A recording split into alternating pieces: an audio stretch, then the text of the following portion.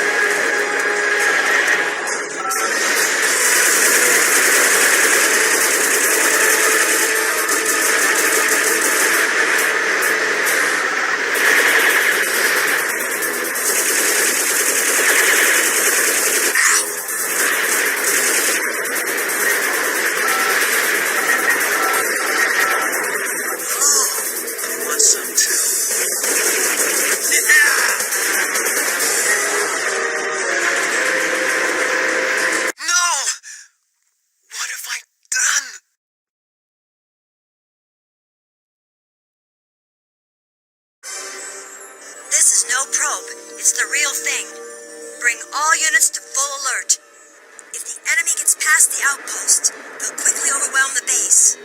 Jack, you better watch out for those fighter pods. Destroyed monsters are vulnerable without your support.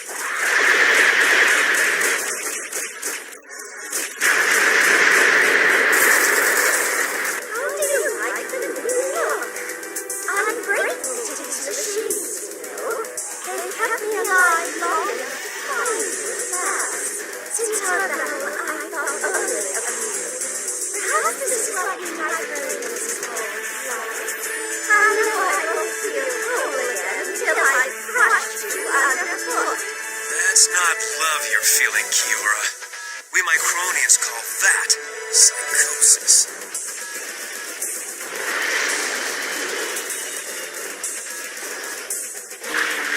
I'm going Zeraal to battle forces to hide back until I get a signal.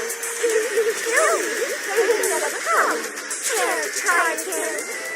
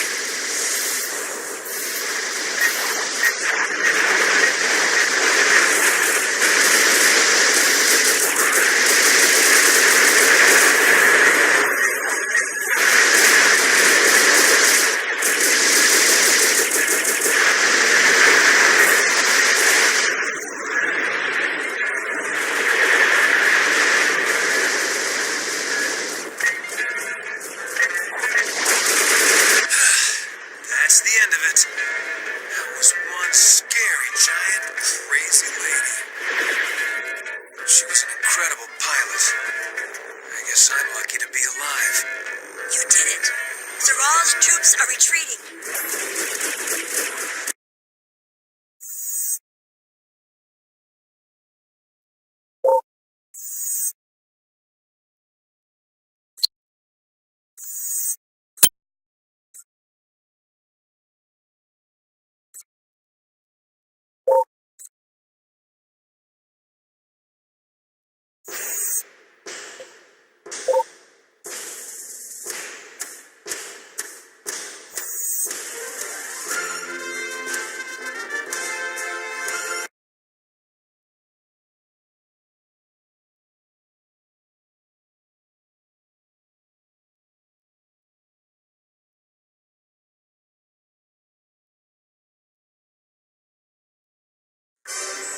Zeraal's commanders are attempting to escape through the canyons. Shuttles are waiting for them at the other end to bring them to Zen City. Destroy all officer pods and the shuttles before they get away.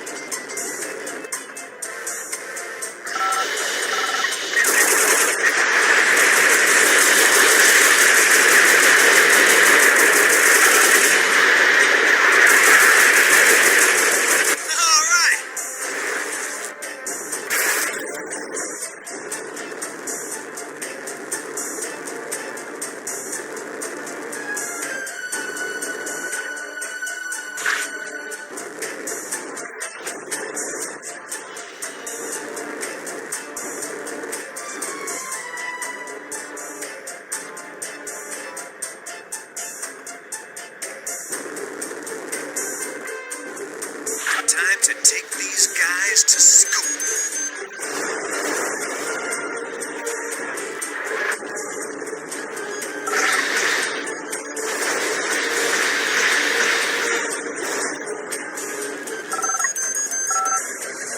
Those shuttles look ready to launch.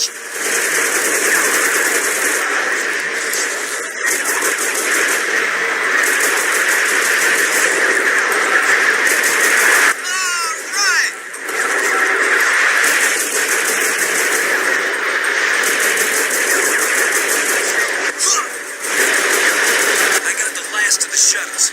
Now to deal with those officer pods.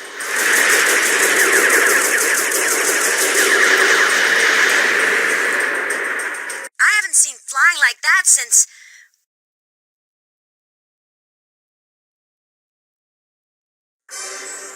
Zeraal's commanders are attempting to escape through the canyons.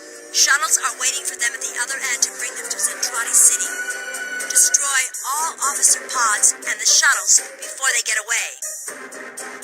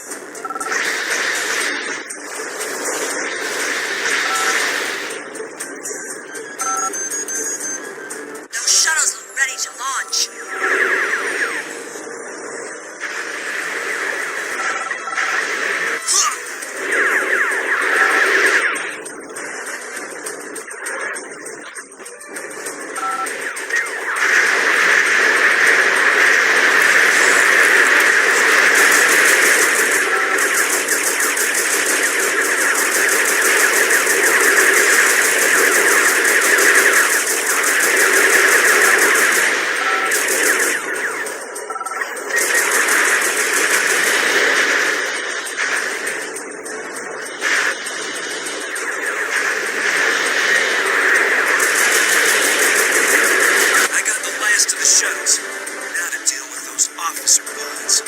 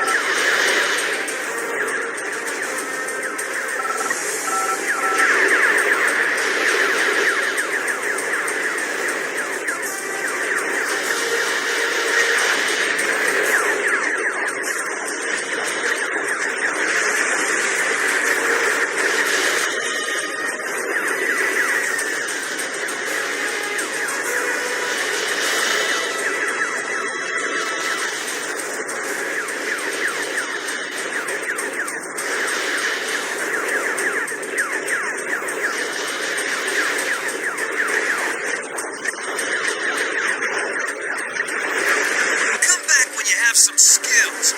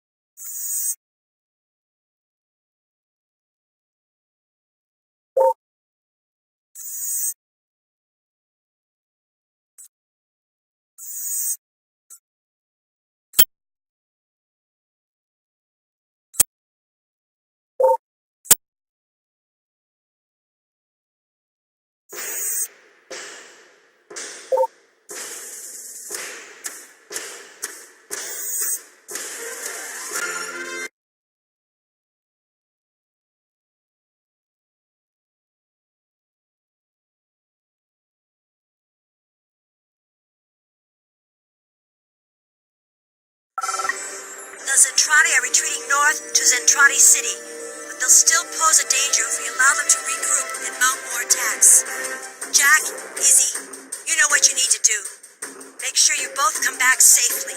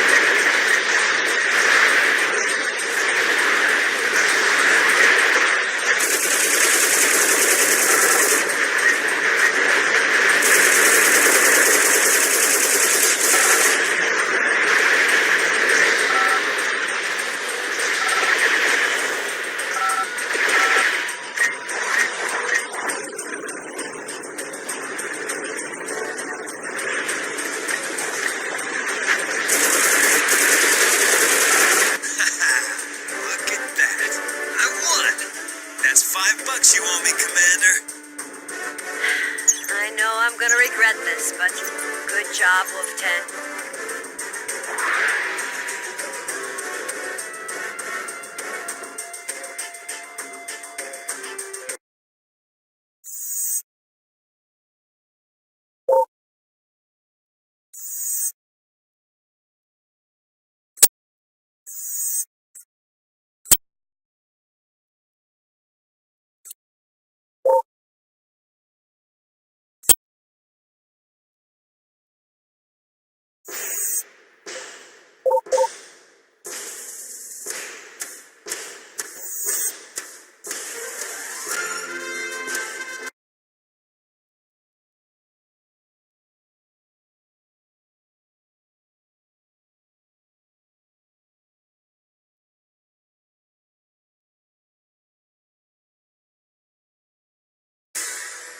This is the moment of truth. Your orders are to find and eliminate Zeraal.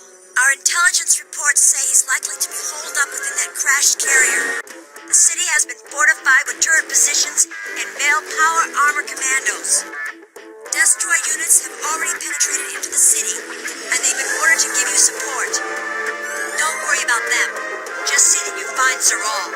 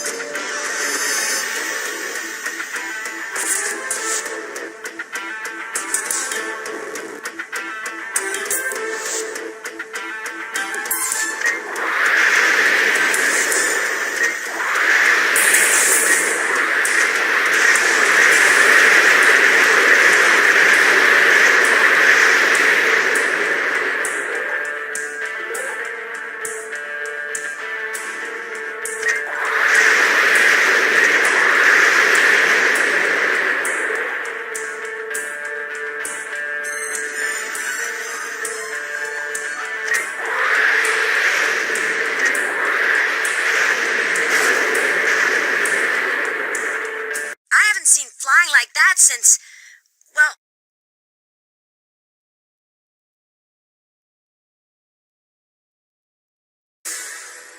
this is the moment of truth. Your orders are to find and eliminate Zeraal. Our intelligence reports say he's likely to be holed up within that crashed carrier.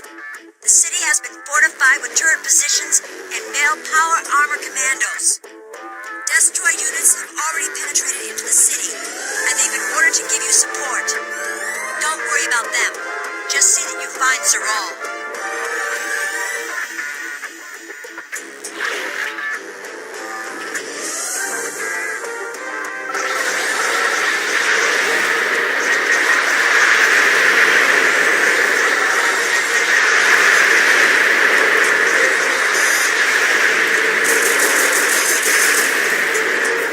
Time to take these guys to school.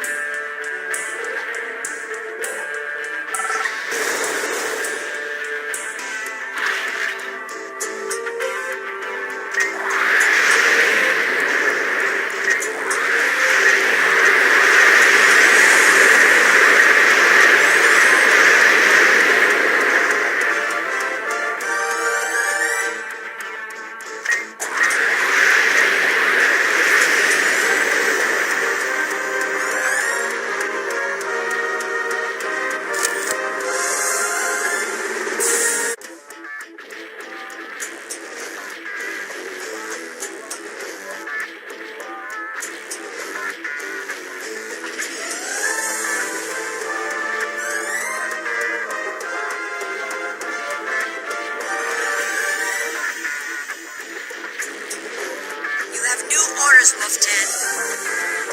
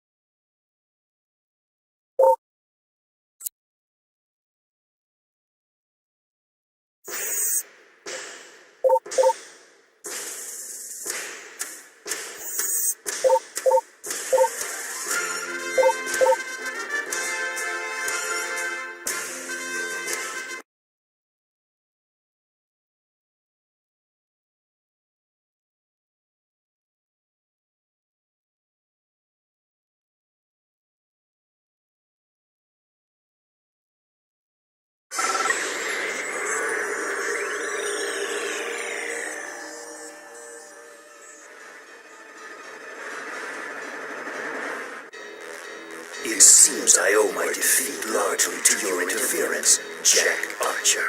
You even managed to best my finest warriors. I congratulate you for that. But now, my fortune has certainly changed, I think.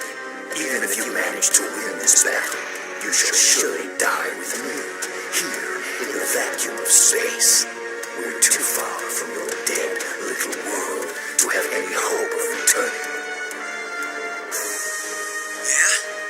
If that's what it takes to kick you off my planet, then so be it.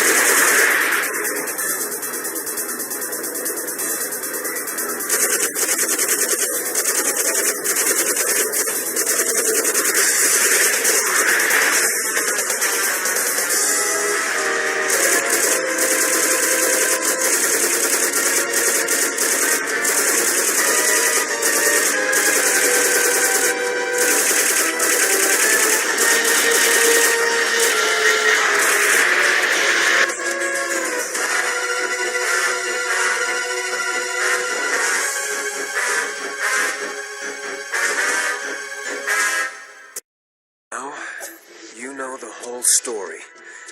Or at least, as much as I know. I've done some things I'm not proud of. I just hope that in the end, I've helped more people than I've harmed. And maybe even made a difference in their lives. The oxygen's too thin for me to talk anymore. I guess it's a good time to go. The future's looking so bright.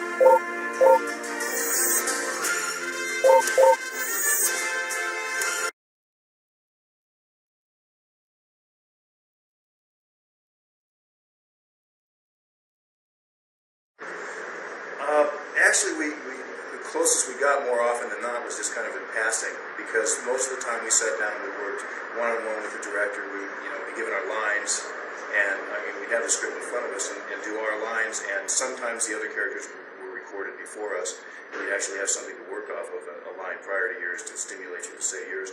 But the majority of the time, it was just, you'd say your lines and kind of hear theirs in your head. And there wasn't a lot of situations where we were brought in as twos or threes, unless it was a group, kind of a Waller thing or something like that.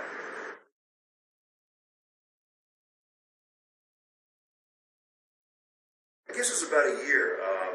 If you're not already aware, I died in the Robotech project. I'm back. But yeah, it was about a year, I think, and I believe around 15 episodes. It was great fun.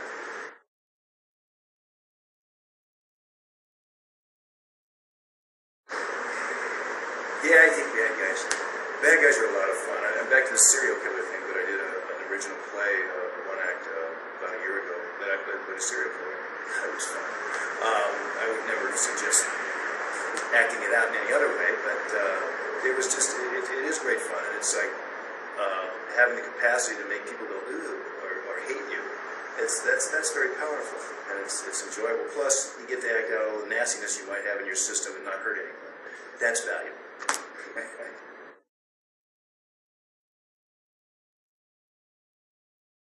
No. Kidding. Yeah, this is great fun. It still is. Now I can actually have memories I'll remember later on. But yeah, absolutely. It's really enjoyable, and it's gotten better.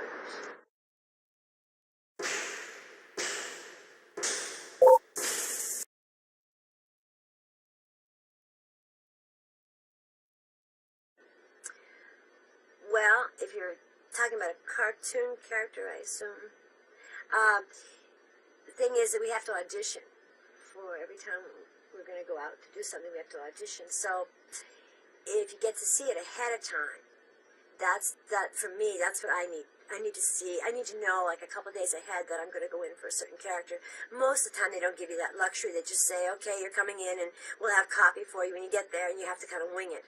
But if you know ahead of time, then you can start working on it. And I remember I did a little boy. It was my first little boy voice, and I guess I saw the picture first of what he looked like, and he was British. So then I worked with my tape recorder.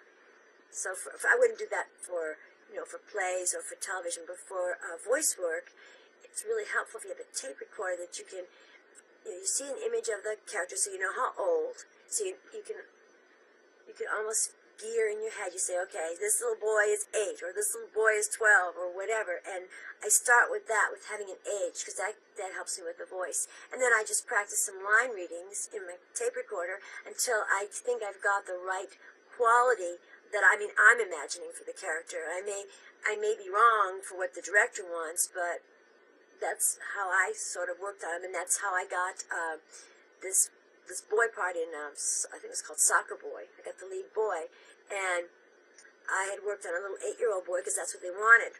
And then when they cast me, they said, "Oh, they've changed the age of the boy. He's now 12." I go, "Oh, I'd worked so hard just to get the 8 down." So I had to go back into the studio and audition for the.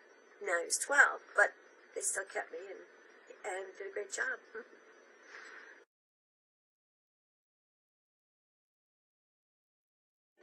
Well,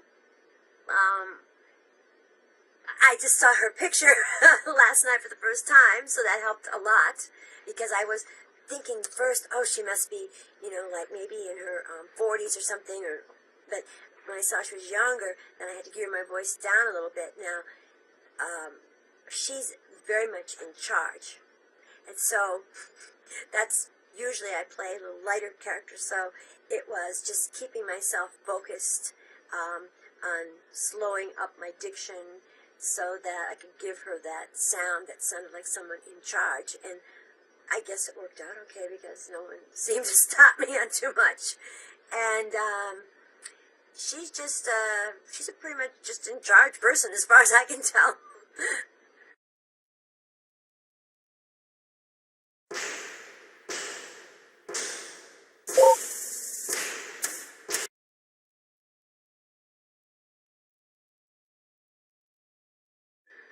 Well, on Robotech, I was the story editor, in addition to writing scripts, in addition to directing, in addition to acting. And everybody was pleasant to work for. Carl was great to work with. But the process for that series was so intense. I was doing so many different things. It was 7 days a week. It was 52 weeks. It took us a year or more to do it. And I was exhausted. I was totally wiped out when it was over with. And I swore off doing any more series work for a long time. And I stuck to it because they went right on from doing Robotech to a thing called Captain Harlock and the Queen of 1,000 Years. And they said, "Come on, let's do this series." And I said, "Go on without me. I got to go home and sleep." I don't think I was sleep deprived at that point. I mean, I had been literally working around the clock. We would do 7 days, nights and days. I included the weekends and everything. So it was great to work with Carl. It was great to work with the guys, but it was exhausting. And unfortunately, as a story editor, I also had to tell writers whether their scripts were working or not. I ended up reviewing them. And we had hired some people that had been in this business long before I had ever been in it, and their scripts weren't that good. And Carl said, well, you're going to have to let them go. I said, why me? You're the producer. You fire them. He said, no, that's your job. So I ended up having to let him go, and there was some bad feelings about that lasted for a long time.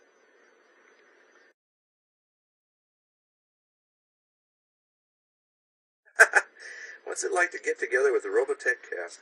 Well, I still have kept in touch with a lot of these people over the years because I've been writing and directing other projects down through the years. So it's not like I haven't seen them in 17 years. Most of these people still work with me. I still hire them, or I still work with them on other projects. So, it's fun to get together, but it's not that unusual. We still get together or keep in touch, and we have all through the years. I mean, this is just a portion. Today we got 7 people together to do the Robotech CD-ROM. There was probably 50 people that worked as voice actors on the Robotech series. I've kept in touch with most of them. I would say a handful of them have either died or retired, or moved away, or just said, I've had enough, I'm going to go back home to Skokie or someplace. But most of them are still here, they're still working, and I'm still hiring them for other projects.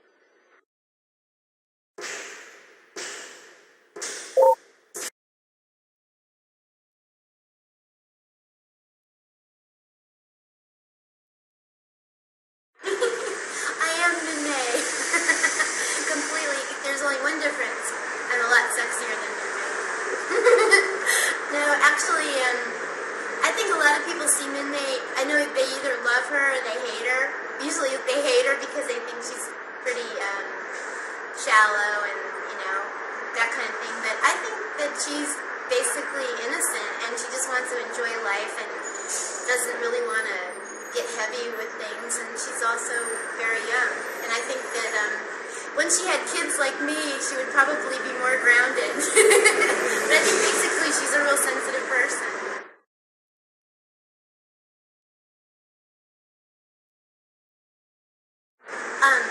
I remember the name. It was called It's You, and which was, I think the reason I liked it was a really sweet song, but mainly it was, I think, the only one that I wasn't flat in. No, just kidding. But it was a sweet song. I kind of got into that one.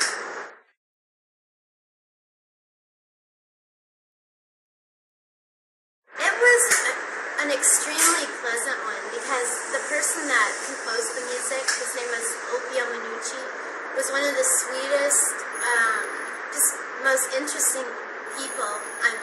He was sort of old-fashioned in a way. I mean, I kind of expected the music at first to be kind of more pop-like, and the stuff that he wrote was more like singing a Broadway kind of thing.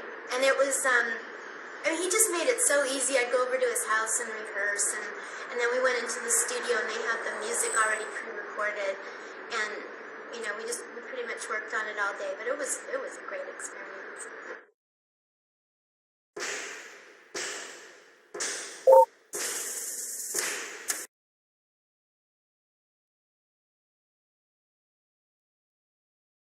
Yeah, they fall into a couple of categories. As far as acting and voiceovers and doing this sort of thing is concerned, I'm actually working on several different anime series right now. One of them is called Bandred, which I believe just came out. I'm the beacon in that. Another one is, I just started working on Lupin the Third, which is coming out later this year. I'm playing the lead in that. And the third one is, I can't remember. As a director and a writer, working on Real About High School and GTO and a couple of other projects like that. I also have a company that I've started. We just put our first live educational puppet show in the schools in the state of Florida, and that just started up this year. And I continue to write and pitch projects, different kinds, television stuff.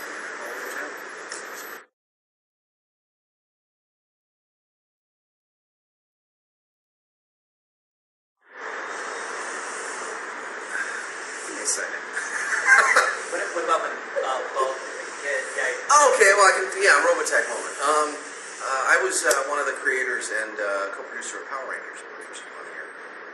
And on my first, it was the second day on the set of the pilot, we had a couple of new characters come on, and one guy was a gentleman by the name of Paul Schreier, who plays the part of Bulk in the original series. And he's a rather large gentleman, and we were standing in line, breakfast line, before we started shooting in the morning, and just conversing, and he asked me what my background, and so I started talking about it, and I mentioned Robotech. And he went completely crazy. It turned out he was a total Robotech fan, had stuff in his dressing room regarding Robotech, and I was there trying to get a show going, and he was asking me for my autograph. It was just very weird, surreal. We became great friends, actually. We still see each other frequently.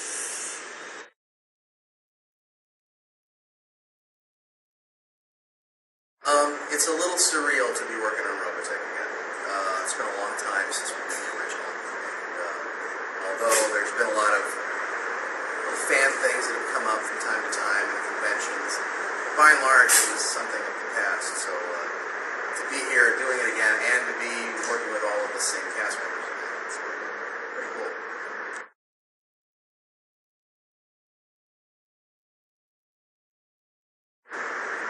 Hero's kind of the antithesis of Rick Hunter. Rick's kind of the reluctant hero. He's really not a big testosterone-laden he-man of a fighter. He fights because he has to, and because he wants to live up to Roy's legacy more than anything else. Hero is kind of he's a fighting man. He's a tank commander. Destroid's kind of like a tank. He's a tank commander. He's really in the grips of it, and he has an extreme hatred for the Zentradi. So that's always playing in the background. He doesn't want to be nice to the Zentradi that have come over to the human side. He wants them all gone. So it's very different. He's not a gentle guy. He's kind of forceful, rough and tumble.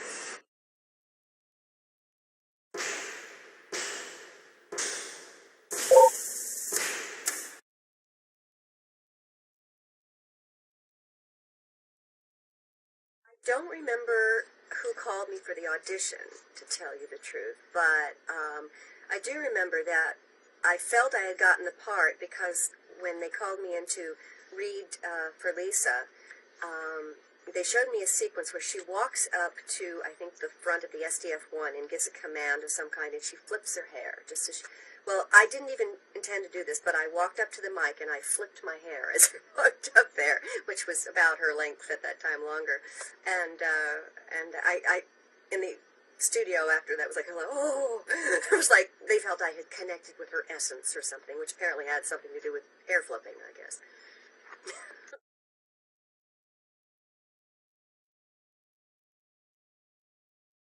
Well, I think it's the same kind of thing as any imaginative show that people connect with at some point in their life where, and that can be it can be when they're teenagers or it can be when they're older, where they need something that sets their imagination free and takes them to other worlds. I remember when I was a teenager, there was a show on called Dark Shadows. And this was more of a kind of an occult kind of thing, with vampires and witches and alternate dimensions, and I was just fascinated with that.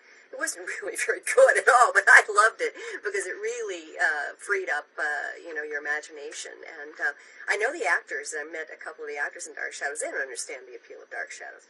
I think a lot of times the people who are doing it aren't really connecting with it on the same level as people are watching it. But after they did it, then they understood the appeal. Same as after I did Robotech, I understood the appeal. It's like really, it's just a starting point for people to get their imaginations fired up and go from there. And a lot of times it'll take them even to a whole career, maybe in animation or something like that. It's wonderful to see where people will go with that initial thing that gets them excited.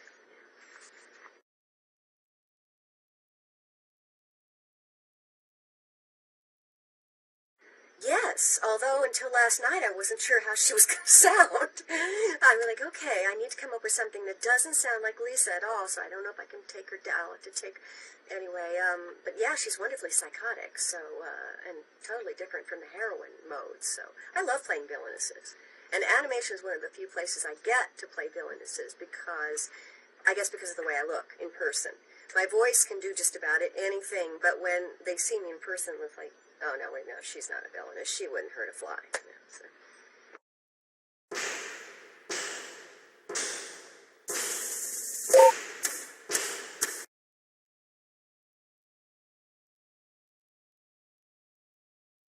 Well, I actually didn't really have a choice in the matter. I was kind of born in the business. My father was an actor, Robert Clark, who was like king of the B horror flick in the 1950s. The Hideous Sun Demon, Man from Planet X. My mom was a singer, one of the King sisters, which, for you young people, was kind of like the Andrews sisters. And the King sisters later had a television series called The King Family, which included all of us kids. And that we did a pilot in 1964, and then started on the air with the series on ABC that was in the summer of 64, and then the series started in the winter of 65. And just never learned how to do anything else. Went to art school in Los Angeles for a while after a little stint at college. And then when they wouldn't give me a scholarship, I said, well, forget this. I'm going to go make a living instead. And started doing voiceovers, which was kind of an accident. And never looked back. And never really pursued. No, I take that back. An on-camera career never pursued me.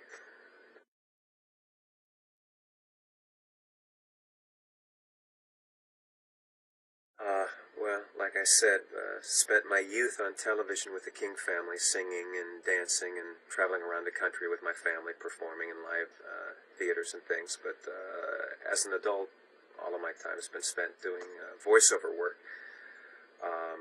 Cartoon-wise, Robotech was actually the first series that I was involved with, and then one of the most successful shows I was with was the Teenage Mutant Ninja Turtles, and I was Leonardo in that, Blue Mask, and also Rocksteady, who was one of the villains. One of my favorite roles was a couple of goofy little characters in a show called Eek the Cat. I played the Squishy Bears, which was a takeoff on the, what were they called? The Care Bears. And one had this goofy little voice like this, and the other one had this dumb voice, and we just lampooned the heck out of the Care Bears. Or, yeah, the Care Bears, right. And the Tick was probably one of my favorites, playing Deflator Mouse, who was a superhero, that was in love with his own shadow, but scared to death to do any crime fighting. So that was a real blast.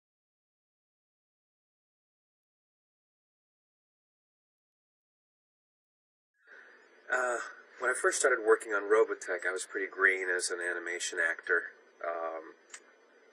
and I had some prototypes from famous actors, things like that I used to draw upon characters. John Travolta, Sylvester Stallone, and a little guy, Matthew Broderick, who has done quite well for himself. And he was kind of the basis for my vocal choices for Max Sterling. However, as a lot of you know, with anime coming from Japan, it has been voiced for the first time in Japanese. And so we as English-speaking actors aren't free dramatically to create characters as we might when we're doing American projects, where we're free to record the script first and then they animate to us. So it gets kind of tricky to get both worlds together, the acting nuances as well as the technical part of making English words fit into drawings that were drawn to Japanese language.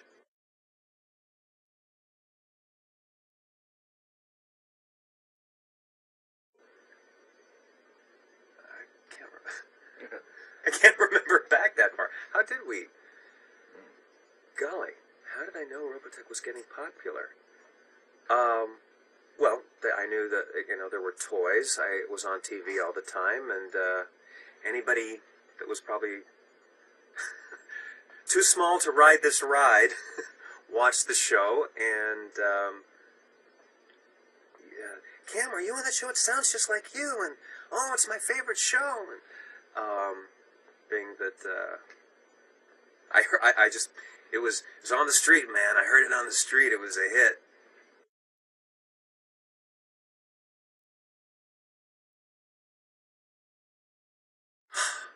I can honestly say, no. I've never wanted to be a fighter or a pilot. However, for my 16th birthday, when my family was on the road, we were in some little town out in the Midwest, and some guy had gone to see our show, and I guess on stage that night we announced that it was my birthday. And he had this old, stormtrooper plane, and he said, for your birthday, if you guys have any time, would love to take you up. And I got to tell you, that was a blast. I felt like Snoopy and the Red Baron in an open cockpit, doing loop-de-loops and, loop-de-loops. What is it? Loop-de-loops and corkscrews. It was a blast. Goggles and leather jacket, the whole bit. The closest I need to get to being a fighter or a pilot.